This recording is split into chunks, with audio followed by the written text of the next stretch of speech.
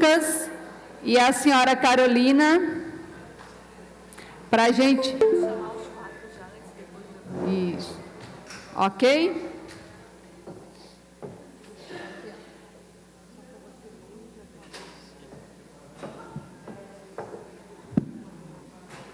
Retornando, então, esse painel ele tem por objetivo lançar nossos olhares às águas, onde surgem, por onde percorrem e onde chegam. Cada painelista aqui terá cerca de 20 minutos para sua apresentação e reflexão inicial, e depois, ao final das 4 falas, se tivermos um tempo, ou acho que não vai dar esse tempo, daremos espaço a questionamentos. Então, se puderem ir anotando seus questionamentos, para depois a gente conseguir entrar nisso. Então, eu convido para compor a mesa aqui para esse painel o professor Lauro Baca, que é professor da Fundação Universidade Regional de Blumenau. Sandra Moura, membro da RPPN Santa Catarina e representante da SOS Mata Atlântica. Sandra. Fernando Batista, coordenador de projetos ASA Ação Social Arquidiocesana. Professora Bárbara Segal, professora da Universidade Federal de Santa Catarina.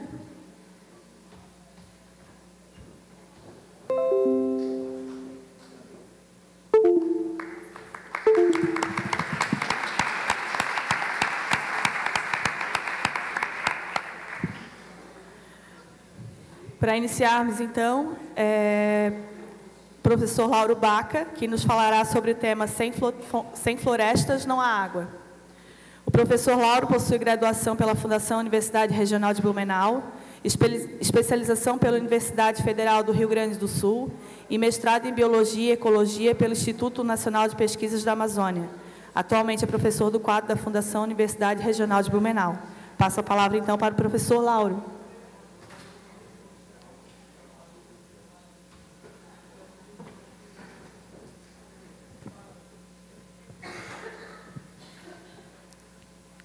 Bom dia, pessoal. Em primeiro lugar, eu queria agradecer esse honroso convite de estar aqui. E depois de uma palestra além de filosófica do Daniel, eu vou falar sobre assuntos assim, bem pé no chão, assim, tipo 1 mais 1 igual a 2, né? Coisas assim, bastante objetivas. Mas não quer dizer que as coisas subjetivas também não devam ser consideradas. Por exemplo, vindo de Blumenau para cá, só as ruas que nós passamos, nós passamos por cima de 270 hectares de asfalto.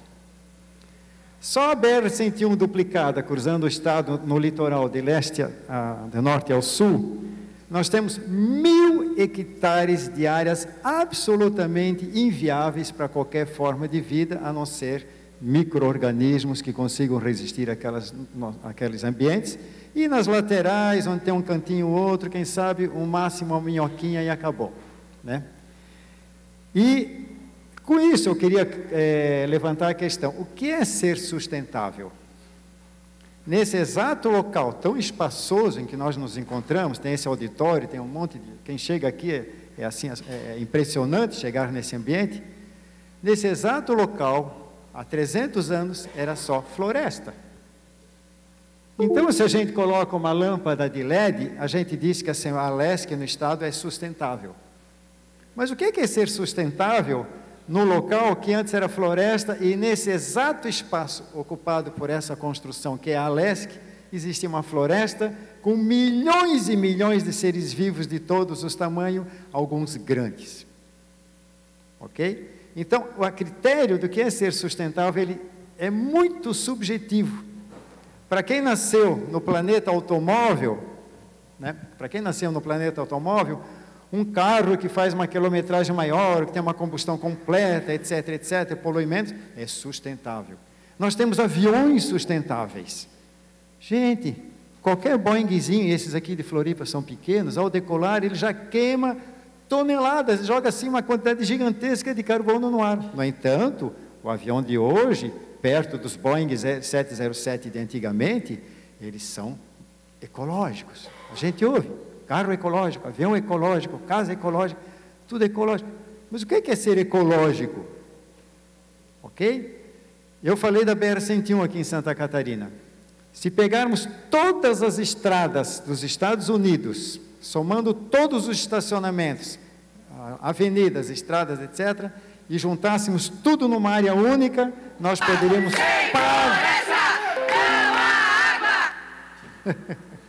Nós poderíamos pavimentar o estado de Santa Catarina inteiro quase 2 vezes. E nós falamos de estrada ecologicamente correta. Então, temos muita questão a discutir. Como o tempo é curto, para não roubar os demais, pode ir passando. Eu queria também lembrar, tem uma cartaz ali, a orquídea, provavelmente é a Lélia purpurata, agora tem outro nome, acho que é a Adrolélia, né? É a flor símbolo do estado de Santa Catarina. Então, nós somos mais dinossauros ainda do que o próprio... Ixi, tem que correr lá para baixo. Só um instantinho.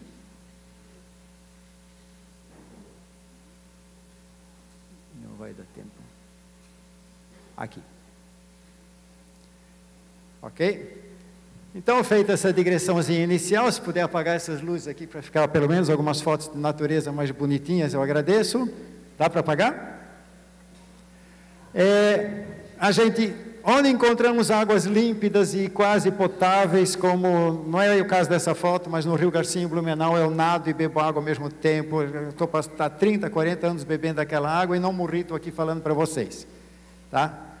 No que sobrou de área natural no mundo. Basta essa água chegar na civilização, ela se transforma nisso, como o Daniel falou, ok? E aqui tem um erro crasso também, uma coisa terrível, que eu sempre faço a expectativa, mas hoje não dá tempo, de os governantes, as pessoas, né, pode ser um simples agricultor lá com a pá de cavar no meio do pasto dele, até uma obra de governo gigantesca, nós temos a mania de retificação. Então, a retificação, a alteração dos nossos cursos d'água é tão danosa ao meio ambiente quanto a poluição. A partir do momento que esse rio, essa poluição for tratada, e o rio voltar a ser límpido, esse córrego, está resolvido o problema. Mas com a retificação, não temos curvas, não temos poços, não temos praias, não temos assim áreas cheias de raízes, onde toda a fauna da água doce vai poder se reproduzir e viver. E fora isso, os famosos aterros, que eu vou falar mais adiante. Seguinte. E também, olha só, os nossos cursos d'água estão nesse estado, né? Isso aqui é uma enxurrada de Blumenau, e aqui está, né, o símbolo ainda da nossa civilização, né? Lixo, lixo, lixo, lixo para tudo quanto é lado. Seguinte. Aqui a gente faz uma brincadeira de educação ambiental com as crianças, descubra os 7 erros. Como o tempo hoje é curto, eu vou já passar os 7 erros direto para vocês. Pode clicar a cada segundo um clique. 7 agressões ambientais numa única foto. O que tem o coitado do gatinho a ver com agressão ambiental? Gente, bicho doméstico e área preservada não combina. Não estou dizendo o gatinho dentro da casa. Mas a partir do momento que ele pula o muro e vai lá fora, e se esse lá fora for alguma reserva, alguma área natural, como temos aqui em Floripa a RPPN do Morro das Aranhas, e aqui bem no centro do Hospital da Caridade, a RPPN Menino Deus, que é a única parte que não se enxerga luz no morro, quem vem de noite para Florianópolis, né?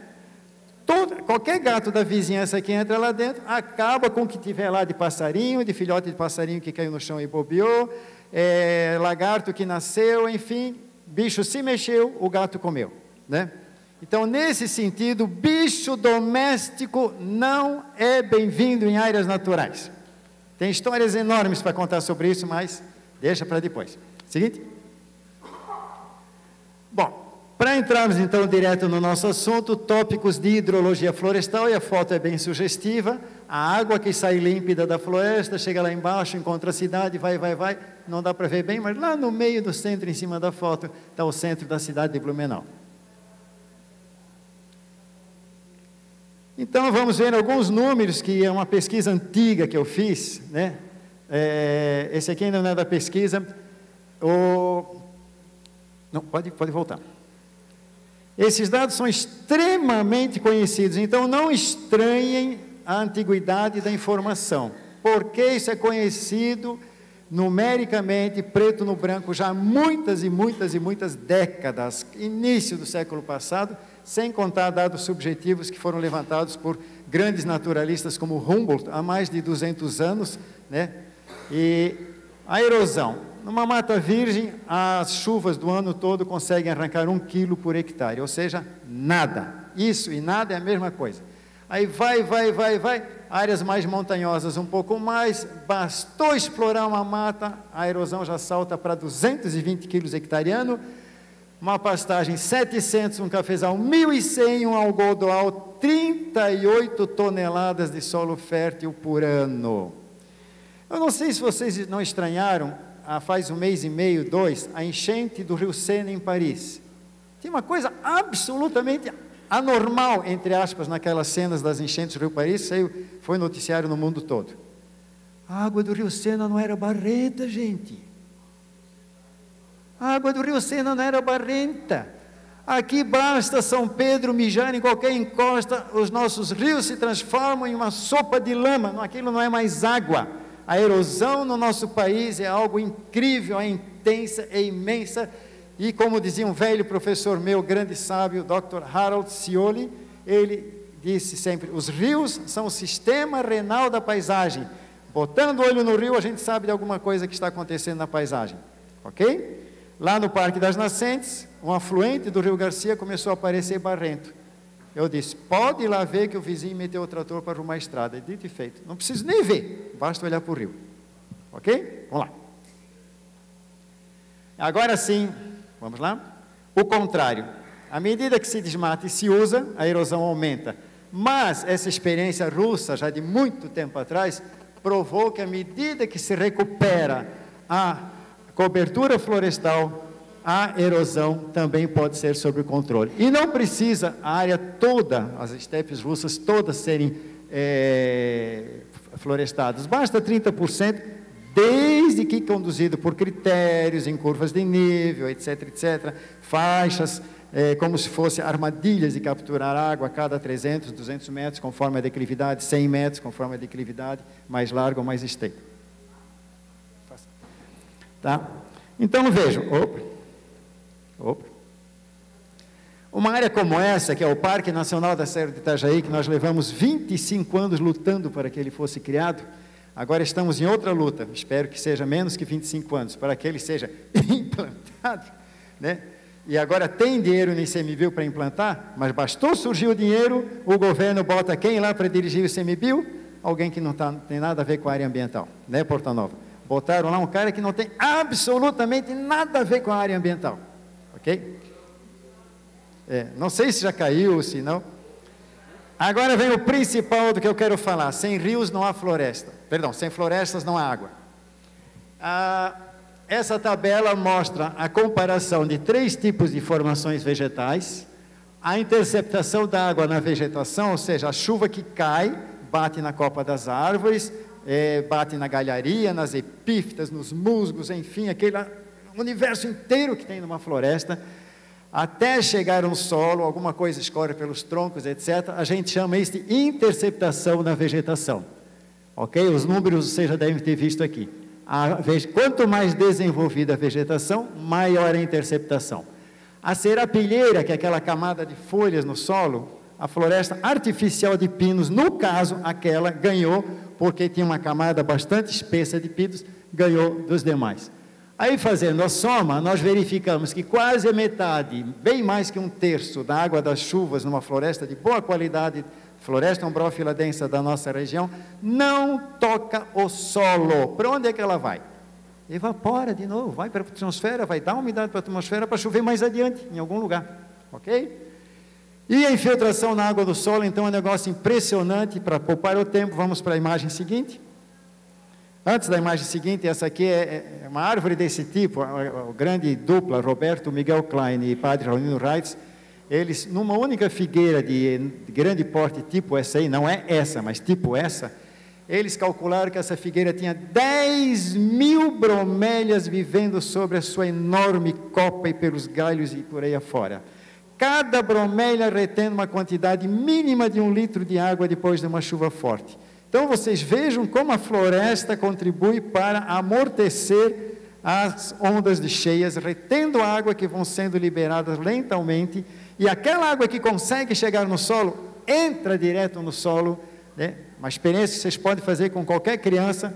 Vão a um lugar que tenha floresta com solo bem desenvolvido, joguem um balde de água lá e vejam se essa água escorre. Ela desaparece, ela some na terra. E aqui está, né? Então, florestas e águas, ecossistemas naturais, nem sempre florestas e águas, são duas coisas indissociáveis, ok? Seguinte.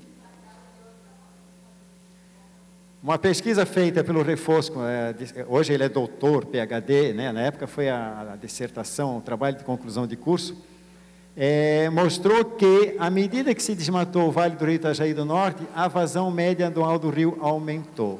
Seguinte. Bom, mas é uma incoerência. Como é que vai aumentar se todo mundo diz que desmatamento faz as águas sumirem? Não, é verdade, aumentou. Só que toda aquela água que ficaria retida na copa das árvores, que ficaria retida naquela imensa complexidade que é uma floresta, não ficou retida. Choveu, e à medida que a floresta some, que se instala uma pastagem ou lavoura, o solo vai ficando mais impermeável, choveu e escorreu. Por isso que a água dos rios aumenta. Aumenta para fazer enchente. A média é maior, mas choveu, escorreu, pastor, poucas semanas depois sem chuva, o rio já está fraquinho de novo, ok? Então tem que tomar muito cuidado com essas incoerências numéricas, né? Seguinte, pode ir. Esse gráfico é impressionante, vamos ficar aqui nesse caso só na coluna amarela e na coluna cinza. Coluna amarela, coluna cinza. Reserva do Spitzkopf, reserva do Padre Rolino Reitz, Morro do Baú. Essa pesquisa eu fiz há muitos e muitos anos, quando era novinho também, 30 e poucos anos, como o Daniel também falou. Olhem a impressionante diferença de infiltração de água no solo, numa pastagem vizinha de uma floresta. Mesmo solo, mesma declividade, tudo igual. Então, gente, jogue um balde de água numa floresta bem desenvolvida, que tem aquela camada enorme de folhas e raízes, aquela emaranhada de raízes acima do solo, vocês não vão ver onde essa água foi parar, porque ela nem sequer escorre, entra tudo no solo. Seguinte. E o contrário, onde não tem mais floresta nenhuma, na selva de concreto. Seguinte. Isso é impressionante, isso aqui é um dado que valeria todo mundo decorar. Rio Tamanduateí, na cidade de São Paulo. Em 1893, a vazão dele, diante de uma certa chuva, era de 60 metros cúbicos por segundo. Em 1930, São Paulo já estava ficando já grandinha, bem grandinha, a vazão para a mesma chuva duplicou. E, para cortar etapas, atualmente, a vazão do Rio Tamanduateí é quase 10 vezes maior para a mesma quantidade de chuva. Por quê? São Paulo é esse telhado que está aqui acima de nós, multiplicado por 10.000. Não, por 1 milhão. Muito mais que 1 milhão. Choveu, escorreu, não tem infiltração de água no solo. É concreto, telhado e asfalto, concreto, telhado, asfalto, concreto, telhado, asfalto, acabou. Com todas as retificações, com todas as canalizações, com tudo que foi feito como obras de engenharia para resolver o problema de enchentes de São Paulo, as enchentes se tornaram cada vez piores. Além da impermeabilização, temos um fator gravíssimo, que é os aterros de baixadas que as nossas cidades fazem alegremente e prefeitura quase que nenhuma controla isso. Nem a nossa de Blumenau. Seguinte. Essa imagem parece bem natural, né, gente? Isso aqui, a Carolina Nunes, que está sentada lá atrás, ela fala disso com toda a autoridade, porque ela ficou 1 ano e meio acompanhando isso na Europa, principalmente na Alemanha. É um exemplo de renaturalização de cursos d'água. Isso aqui é no Parque Richmond, em Londres, um pequeno córrego que foi retificado. Como era impossível fazer o córrego dar todas as voltas que ele dava, algumas voltinhas foram refeitas, então, onde é possível, eles promove uma diversificação de ambientes. Na realidade, essa cachoeirinha aqui é um enorme tronco de árvore quadrado que represou e formou a quedinha d'água para oxigenar, para formar ambientes diferentes, e tendo ambientes diferentes, propicia também ambientes diferentes para a natureza. Seguinte, antes que ela me aponte lá. Bom, isso aqui só os homens que frequentam esse tipo de ambiente, né? As mulheres não, mas todo mundo sabe o que é, né? É o mictório masculino. O que é que está escrito ali? Think water. Pense na água, conscientize sobre a água, né? O sujeito chega lá, vai fazer xixi, e no momento do cara fazer xixi, tem educação ambiental. Ali, naquele momento. Aí eu fiquei surpreso, o seguinte, não é só lá fora não, o cartório Margarida de Blumenau, de registro de títulos e documentos, lá no banheiro tem isso aqui na pia, olha aqui, ó. Eu vou ler para facilitar. Sem água o planeta vai para o ralo, economize. Estão vendo que dá para fazer educação ambiental em qualquer lugar que a gente esteja, né? Eu vou ser bem chulo agora, bem mais chulo mesmo, até cagando dá para fazer educação ambiental. No banheiro, estou falando de banheiro de novo, no banheiro do zoológico de Londres, o sujeito chega lá, vai fazer xixi, tem uma janela e, se tiver um pouquinho de sorte, passa por aquele visor no tamanduá bandeira brasileiro. Quer dizer, ali no banheiro ele pode estar vendo os bichos do zoológico. E muitas coisas não custam absolutamente nada. O que é que custa um decalcozinho para colocar isso aí numa pia? Eu falei com a dona do cartório para renovar, que já estava desgastando. Seguinte.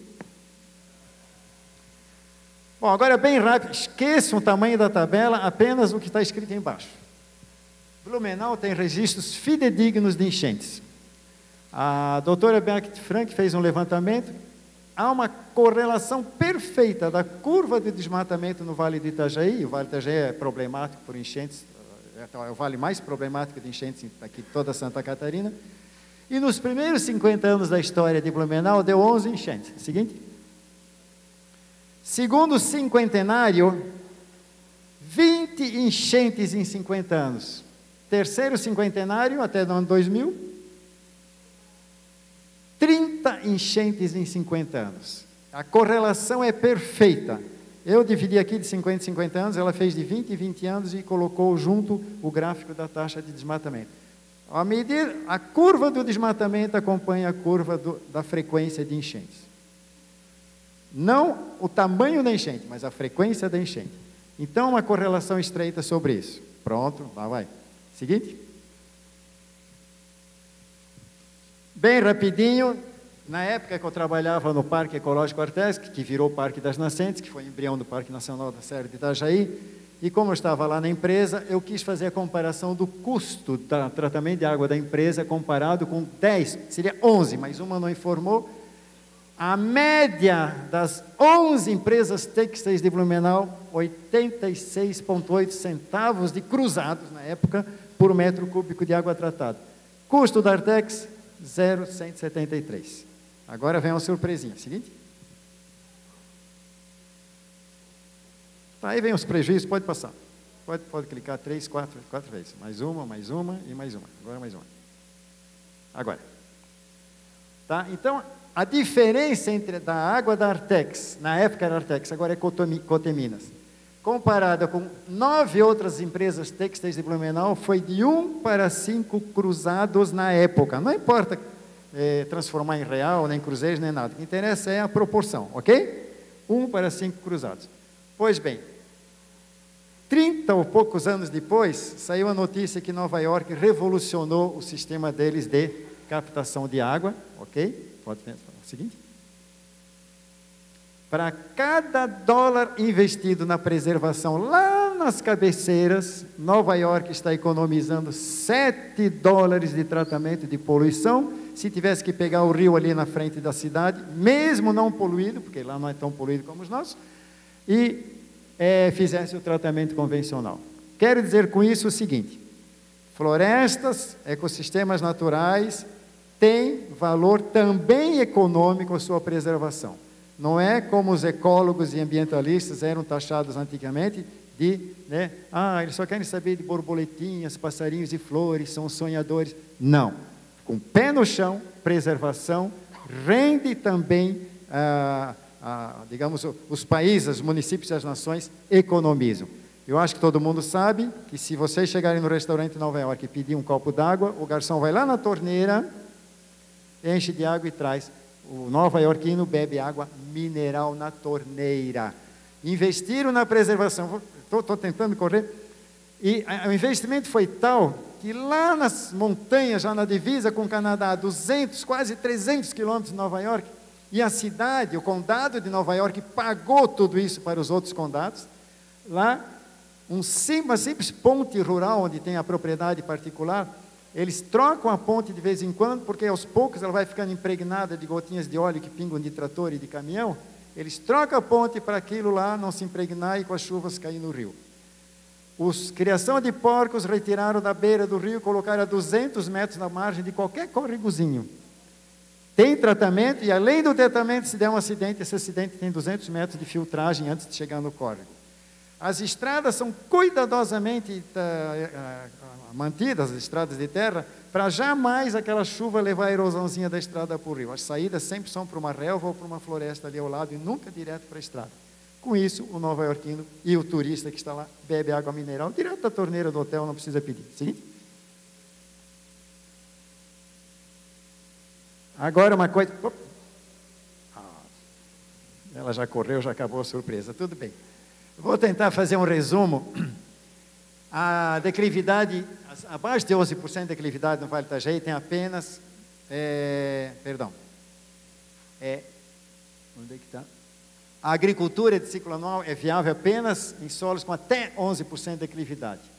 66% do Vale do Itajaí estão acima disso e é a realidade da região RH8. Ok?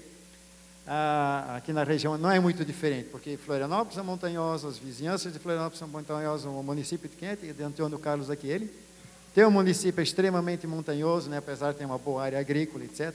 Ou seja, são áreas com vocação outras que não há agricultura anual de ciclo intensivo. E fazendo os cálculos, se 66% do vale fossem cobertos por florestas de boa qualidade, não apenas de preservação, mas produtivas, de pinos, de eucalipto, alguma pastagem bem manejada, bem conservada. Seguinte, agora sim. 500 milhões de metros cúbicos de água de uma chuvarada forte, daquelas chuvas que caem 100 e poucos milímetros ao longo do dia todo, que já é suficiente para iniciar uma boa enchente, né? São retidos.